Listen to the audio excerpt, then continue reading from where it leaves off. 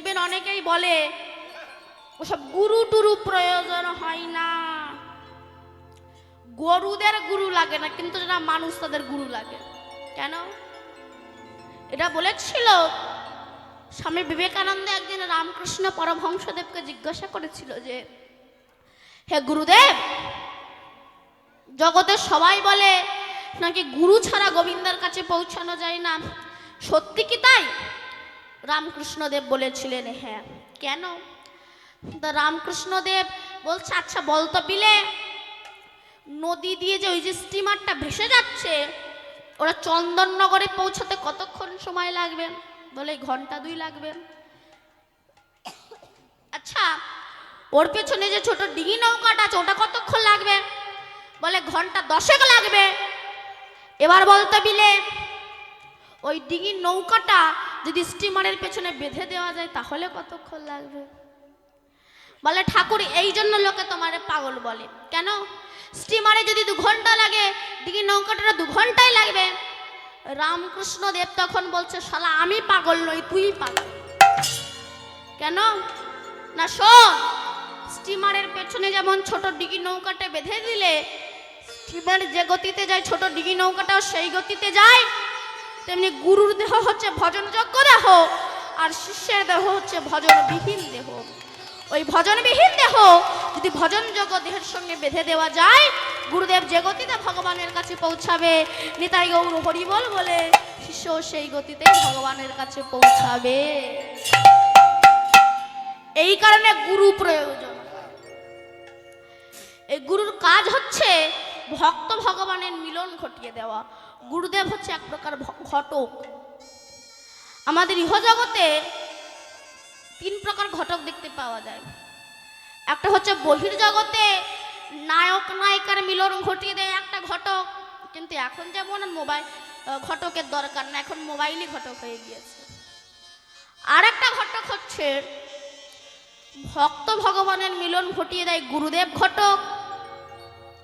আর একটা ঘটক হচ্ছে রাধা কৃষ্ণের মিলন ঘটিয়ে দেয় যোগ মায়া পূর্ণ মাসিমা ঘটক।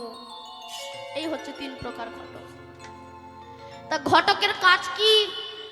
ছেলের বাবার কাছে মেয়ের ভালো কথা বলা, আর মেয়ের বাবার কাছে ছেলের ভালো কথা বলা, তাই তো? ধরো আপনার মেয়ের বিয়ে হবে, তো ঘটক গিয়ে কি বলে, দাদা আপনার মেয়ের জন্য যা ছেলে দেখেছি না, ছেলে তো ছেলে নয়, অপূর্ব চেহারা, বেশ যুগ্ম ভুরু, দেখতে অপূর্ব, দারুণ দেখতে। মেয়ে পাশের ঘরে বসে বসে শোনে, কবে তাকে দেখবো, কবে তাকে দেখবো। এবার ধরো ছেলের বিয়ে হবে, তো ঘটক গিয়ে কি বলে, দাদা আপনার ছেলের জন্য যা মেয়ে দেখেছি না, সে মেয়ে তো মেয়ে নয়, যেন হিরের টুকরো। কেন? দন্তা বলি যেন মুক্তা সবিত তথা খঞ্জন নয়নে অঞ্জন রঞ্জিত, কটাক্ষের বান তুলনা হয়। ছেলে পাশের ঘরে বসে বসে শুনে, কবে তাকে দেখবো, কবে তাকে দেখবো।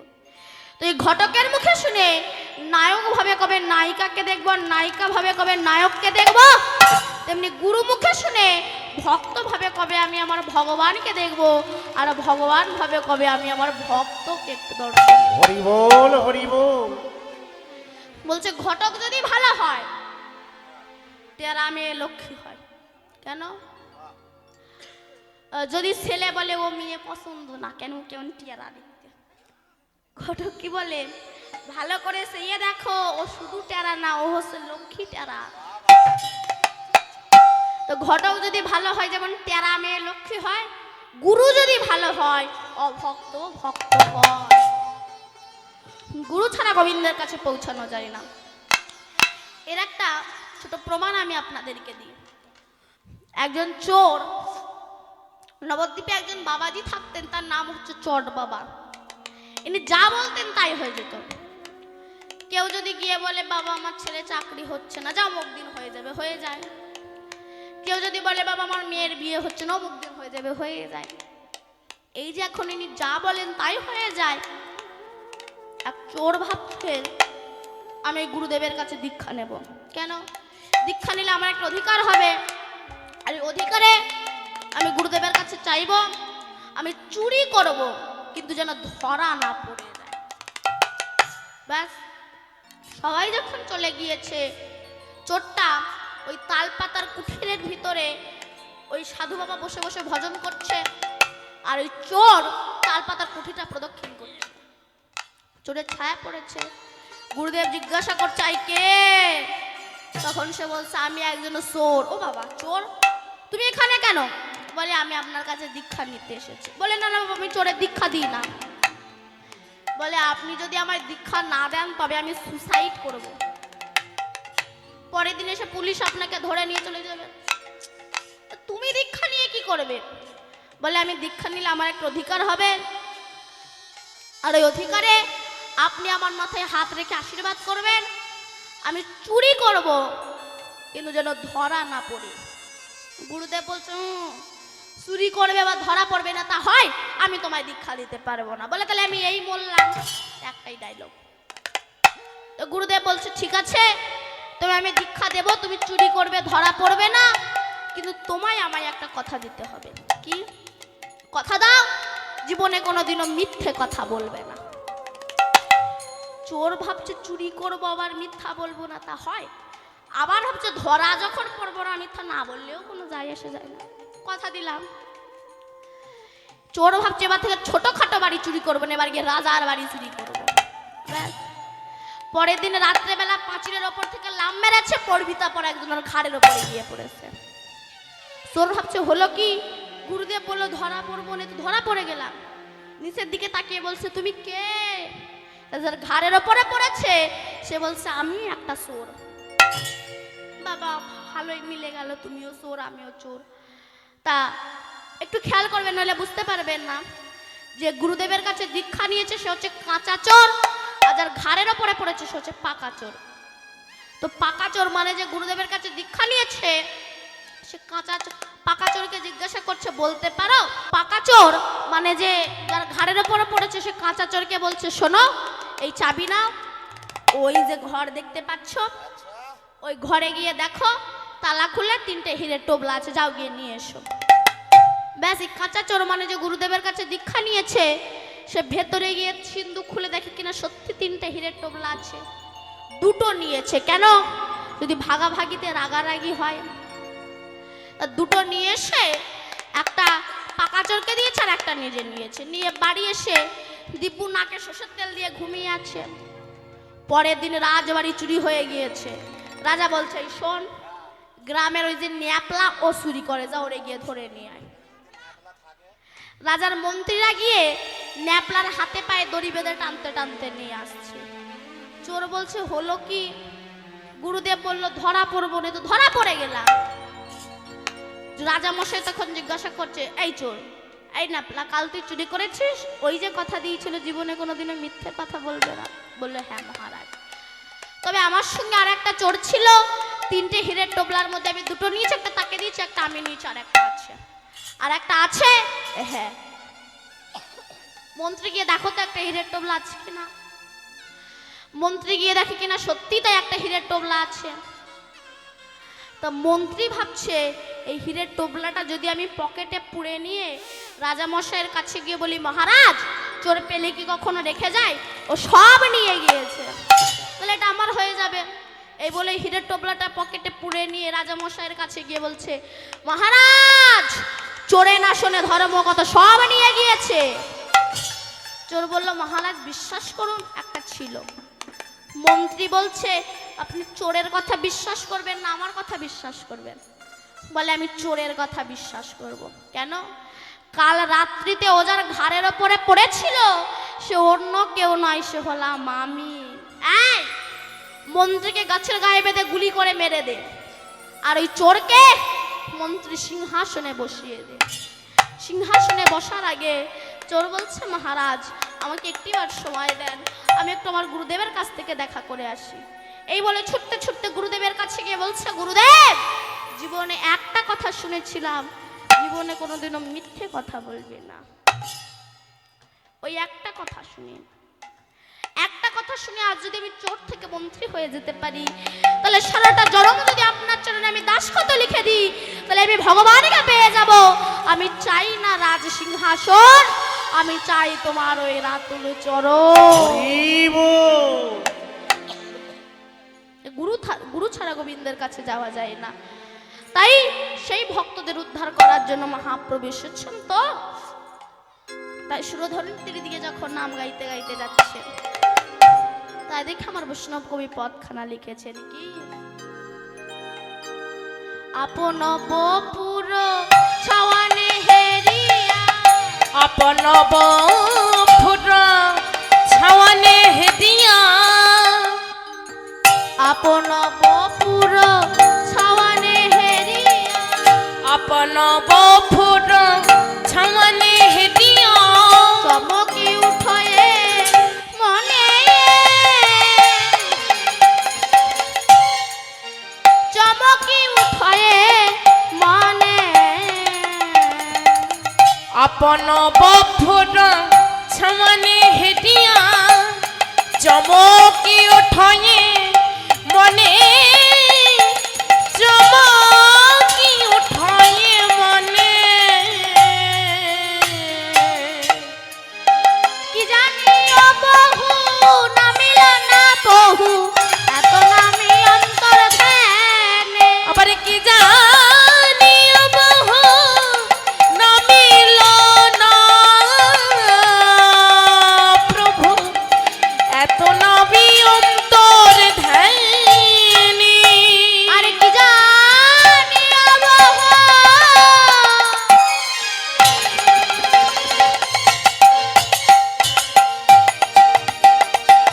নামিল না বহু, এত নামি অন্তর ধ্যানে, আবার কি জানি বহু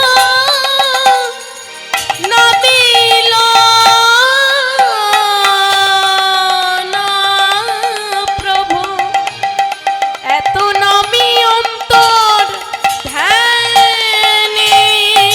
বলে আমি সাজাই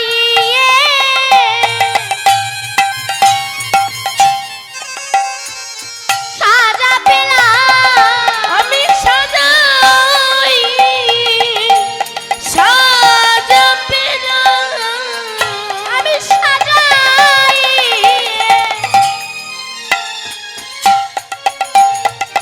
সাজা পেলাম, আমি সাজাই সাজা পেলাম, আমার গৌর হরি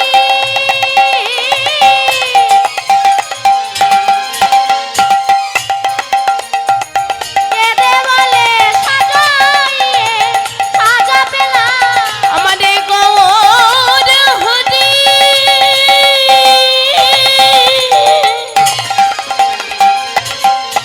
কেঁদে বলে সাজাই সাজা পেলাম, গৌর হরি কেঁদে বলে সাজাইয়ে সাজা পেলাম, গৌর হরি কেঁদে বলে আমি সাজাইয়ে সাজা পেলাম, হরি কেঁদে বলে আমি সাজাইয়ে সাজা পেলাম, হরি হরি হরি বলে সাজাইয়ে সাজা পেলাম, হরি হরি কেঁদে হরি বলে হরি হরি হরি বলে আমি সাজাই সাজা পেলাম। তাই ডাক যদি সঠিক হয়, ভগবান ভক্তের ডাকে আসতে বাধ্য হয়। ডাক যদি সঠিক হয়, ভগবান ভক্তের জন্য সবকিছু করতে পারে। জানেন, যদি ডাক সঠিক হয়, ভক্তি মিশ্রিত ডাক যদি হয়, ডাকে যদি চিটিংবাজি না থাকে, ভগবান ভক্তের ডাকে আসতে বাধ্য হয়। আপনারা জানেন, রামচন্দ্রের চরণের স্পর্শে অহল্যা পাশানি মানবিনী হয়েছিল, তাই না? এই খবর চারিদিকে ছড়িয়ে গিয়েছে। তা মাধব বলে একজন মাঝি ছিলেন, ওনার স্ত্রী মাধবকে বলছে, শোনো স্বামী, আমি কিন্তু সতী নির্ভর করতে পারবো না, এই আমি বলে দিলাম। বলে কেন? বলে ওই যে তুমি জানো না দশরথের ছেলে রাম, ওর চরণের স্পর্শে একটা পাশানি মানবিনী হয়ে গিয়েছিল নাকি। তা তুমি যদি ভুল করে ওই রামকে তোমার নৌকার ওপরে তোলো, ওই রামের চরণের স্পর্শে যদি তোমার নৌকাটাও একটা মেয়ে হয়ে যায়, তবে তোমায় বিয়ে করতে হবে। কিন্তু আমি সতী নির্ভর করতে পারবো না, আমি বলে দিলাম। তুমি পরিচয় নিয়ে পার করবে। মাধব কথা দিয়েছে। এখন মাঝি, ওই মাধব মাঝির নৌকা নিয়ে খেয়াঘাটে এসে দাঁড়িয়ে আছে, বসে আছে, পার করবে। তাই মাঝখানে গিয়ে এমন সময় রামচন্দ্র, লক্ষণ আর রামের গুরুদেব বিশ্বামিত্র, এই তিনজনা ঘাটে গিয়ে দাঁড়িয়েছে পার হবে বলে। রামচন্দ্র করুণ সুরে ডাক দিয়েছে মাধব মাঝিকে, মাধব মাঝি, আমি একটু পার করে দাও না মাঝি। ভগবান ছাড়া কি এমন ভাবে কেউ ডাকতে পারে? আমায় একটু পার করে দাও না মাঝি। বারবার মাধব মাঝিকে ডাকছে, কিন্তু মাধব কোনো সাড়া দিচ্ছে না। বহুবার ডাকার পরে ফিরে এসেছে রামচন্দ্রের ডাকে। প্রভু আমায় ডাকছেন। লক্ষণ বলছে, এতবার ডাকছে শুনতে পাচ্ছিলে না? বলে, হ্যাঁ শুনতে পাচ্ছিলাম। তো উত্তর দাওনি কেন? তখন মাধব মাঝি বলছে, আমি প্রভু রামচন্দ্রকে একটা শিক্ষা দেওয়ার জন্য উত্তর দেইনি। লক্ষণ বলছে, তুমি আমার দাদাকে শিক্ষা দেবে? রামচন্দ্র বলছে, লক্ষণ দাঁড়াও না, দেখিও কি বলে। বলো মাঝি, তুমি আমায় কি শিক্ষা দিতে চাও? তখন মাধব মাঝি বলছে, প্রভু এই যে আপনি আমায় ৫-৭ বার ডেকেছে, আমি উত্তর দেইনি বলে ঠাকুর লক্ষণের খুব খারাপ লেগেছে। কিন্তু বলুন তো প্রভু, একদিন তো আপনার খেয়াঘাটে সবাই গিয়ে দাঁড়াবে, আমি তো শুধু এই খেয়াঘাটের মাঝি, কিন্তু ভবসাগর পার হওয়ার মাঝি তো তুমি। একদিন সমস্ত ভক্তরা গিয়ে তোমার ওই ঘাটে গিয়ে দাঁড়াবে, সেদিন 1000 বার ডাকলেও যদি তুমি তাদেরকে পার না করে দাও, সেই ভক্তের মনে কেমন হয়, এই শিক্ষা দেওয়ার জন্যই আমি তোমার ডাকের উত্তর দেইনি। রাম বলছে, লক্ষণ এই কি বট মাঝি, আমায় একটু পার করে দাও না, আমায় পিতৃসত্য পালন করার জন্য বনবাসে যেতে হবে, আমায় একটুখানি পার করে দাও না। কি বট মাঝি বলছে, না প্রভু আমি তোমায় পার করতে পারবো না। কেন? আমার বউ বলে দিয়েছে সে সতীনের ঘর করতে পারবে না। তোমার এই চরণের স্পর্শ একটা পাষাণী মানবিনী হয়ে গিয়েছে, আমি তোমায় পার করতে পারবো না। তবে প্রভু হ্যাঁ, একটা উপায় আছে। কি? আমি জল ছেঁচে যে কাঠের বাক্সটার উপরে তুমি দাঁড়াও, তোমার চরণ ধুয়ে দেওয়ার পরে তারপরে তুমি উঠবে। লক্ষণ বলছে, তুমি যে আমার দাদার চরণ ধুয়ে দেবে, আবার যখন নৌকায় উঠবে আবার তো পায়ে ধুলো লেগে যাবে। তো মাধব মাঝি বলছে, ঠাকুর লক্ষণ আপনি বড্ড রাগী, যারা রাগী তাদের বুদ্ধি কম। আমি কি প্রভুকে পায়ে হেঁটে যেতে দেবো? আমি প্রভুকে তো কাঁধে করে নিয়ে যাব। এই বলে জল ছেঁচে যে কাঠের বাক্স সেটাকে দিয়ে বলছে, প্রভুর ওপরে দাঁড়া। গঙ্গার জলের চরণ ধোয়াবে তো, নয়নের জলেই চরণটা ধুয়ে দিচ্ছ গো প্রভু।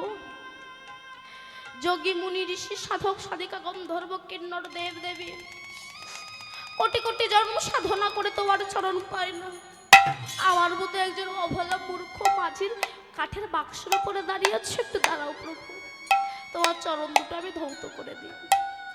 এই মাধব মাঝি পূর্ব জন্মে ছিলেন একটা কচ্ছপ। ভগবান যখন অনন্ত নাগের উপরে শয়নে ছিলেন, এই কচ্ছপ ওই অনন্ত নাগের পিঠের উপরে উঠে প্রভু রামচন্দ্র, প্রভু নারায়ণের চরণ দুটো দেখে বলেছিল, প্রভু যদি তোমার চরণ দুটো ছুতে পারতাম। এই বলে যে স্পর্শ করতে যাবে, লক্ষ্মী দেবী দেখতে পেয়ে কচ্ছপটাকে ছুঁড়ে ফেলে দিয়েছিল। তখন কচ্ছপ নয়ন জলে ভেসে ডেকেছিল, প্রভু তাহলে মানুষ ব্যতীত কি তোমার চরণ কেউ পাবে না?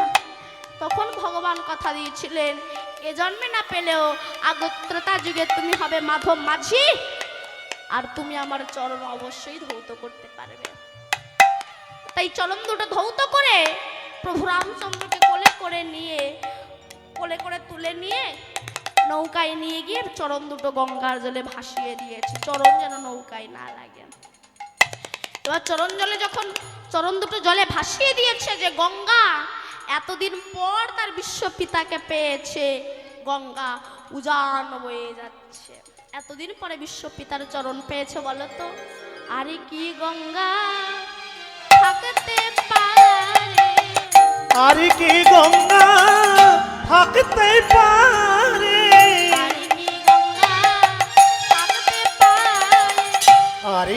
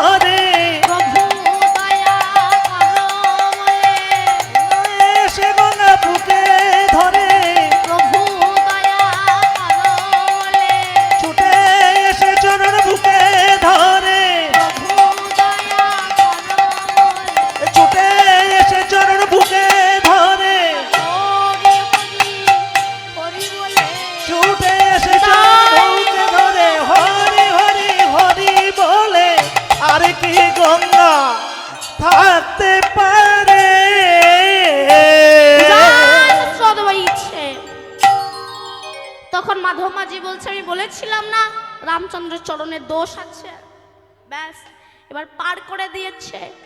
পার করার পরে রামচন্দ্র হাত জোর করে মাধব মাঝিকে বলছে, মাঝি আমি তো পিতৃসত্য পালন করার জন্য বনবাস এসেছি, আমি তো কোনো কড়ি নিয়ে আসিনি, আমি তো তোমার নৌকায় পার হলাম কিন্তু আমার কাছে তো কোনো কড়ি নেই। মাধব মাঝি তখন চোখের জল মুছে নিয়ে বলছে, হাসালেন প্রভু। কেন প্রভু? কোন মাঝি যদি আর এক মাঝির নৌকায় পার হয় সেই মাঝি কি ভাড়া নিতে পারে বলো? তা তুমি হচ্ছে খেয়াঘাটের মাঝি, আমিও খেয়াঘাটের মাঝি, তবে আমি এই জগতের খেয়াঘাটের মাঝি আর তুমি হচ্ছে ভবসাগর পার করার মাঝি। তাই হে প্রভু তোমায় আমি কথা দিচ্ছি যে তুমি যেমন আমি তোমায় যেমন পার করে দিলাম বিনা করিতে, তুমি আমায় কথা দাও যেদিন আমার পার হওয়ার সময় আসবে সেদিন তুমি আমায় পার করে দেবে। রামচন্দ্র বলছে, কি বট মাঝি, এমন ভাবে আকুল প্রাণে আমায় ডেকো, আমি অবশ্যই তোমায় পার করে দেব। মাঝি তখন বলছে, না প্রভু, কেন? সংসার, স্ত্রী, পুত্র, নাতি নাতনি, আত্মীয় স্বজনের চাপে যদি তোমায় ভুলে যাই ডাকতে, তুমি কথা দাও আমায়, সেদিন আমায় ডেকে ডেকে পা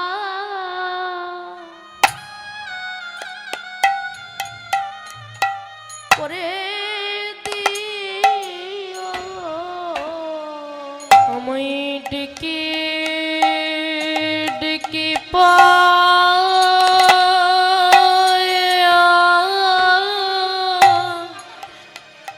কোটে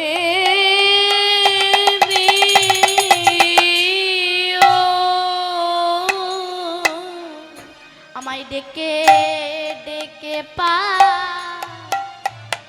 করে দিও। আমায় ডেকে ডেকে পার কোটে দিও। আমার যেদিন পার হওয়ার সময় হবে, আমায় ডেকে ডেকে পার কোটে দিও। প্রভু আমার যেদিন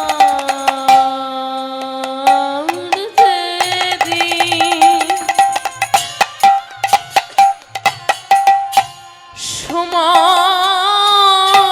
হবে, খেয়াঘাটের মাঝি হয়ে, আমার যেদিন সময় হবে, খেয়াঘাটের মাঝি হয়ে, আমার যেদিন সময় হবে, খেয়াঘাটের মাঝি, আমার যেদিন সময় হবে, ভবসাগরের মাঝি হয়ে, আমার যেদিন সময় হবে, ভবসাগরের মাঝি হয়ে, আমার যেদিন সময় হবে, ভবসাগরের মাঝি হয়ে, আমার যেদিন সময় হবে, ভবসাগরের মাঝি হয়ে, আমার যেদিন সময় হবে, খেয়াঘাটের মাঝি হয়ে, আমার যেদিন সময় হবে, খেয়াঘাটের মাঝি আমার যেদিন সময় হবে, ডেকে ডেকে পা কোটে দিও। সেদিন আমায় ডেকে ডেকে পার করে দিও।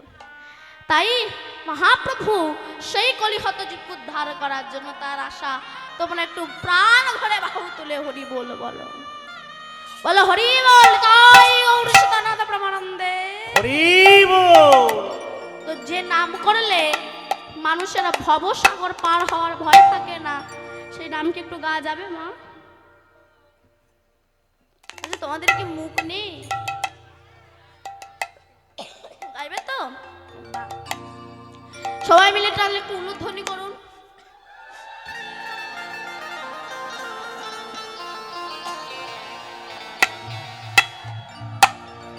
চলো সবাই মিলে একটু দুটো বাহু তুললো, একসঙ্গে আবার গাইবো, কেমন? চলো। হরে কৃষ্ণ কৃষ্ণ কৃষ্ণ কৃষ্ণ হরে হরে হরে রাম রাম রাম হরে হরে হরে কৃষ্ণ কৃষ্ণ কৃষ্ণ হরে হরে হরে রাম রাম রাম হরে হরে হরে কৃষ্ণ কৃষ্ণ কৃষ্ণ হরে হরে হরে রাম রাম রাম হরে হরে হরে কৃষ্ণ কৃষ্ণ কৃষ্ণ হরে হরে হরে রাম রাম রাম হরে হরে হরে কৃষ্ণ কৃষ্ণ কৃষ্ণ হরে হরে হরে রাম রাম রাম হরে হরে।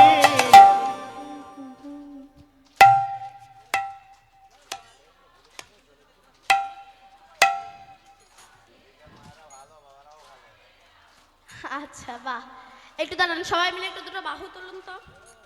যাদের যাদের হাত আছে তোলো, যাদের হাত নেই তাদের তোলার দরকার নেই। ওই যে ওখানে যারা বসে আছে, এখানে যারা দাঁড়িয়ে আছে তাদেরকে হাত নয়। সবাই মিলে একটু দুটো বাহু তুলুন। আমি কারণ ভালো মুখ দেখতে পাচ্ছি লাইট গুলোর জন্য। এবার চলুন একসঙ্গে সবাই মিলে গাইবো, কেমন? হরে কৃষ্ণ আস্তে কৃষ্ণ কৃষ্ণ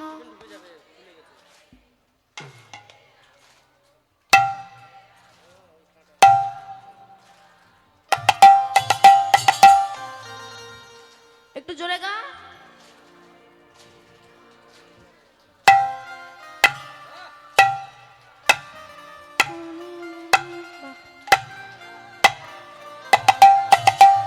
হরে কৃষ্ণ কৃষ্ণ কৃষ্ণ হরে হরে রাম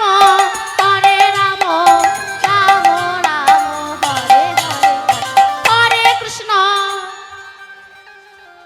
কৃষ্ণ কৃষ্ণ হরে রাম রাম রাম হরে হরে।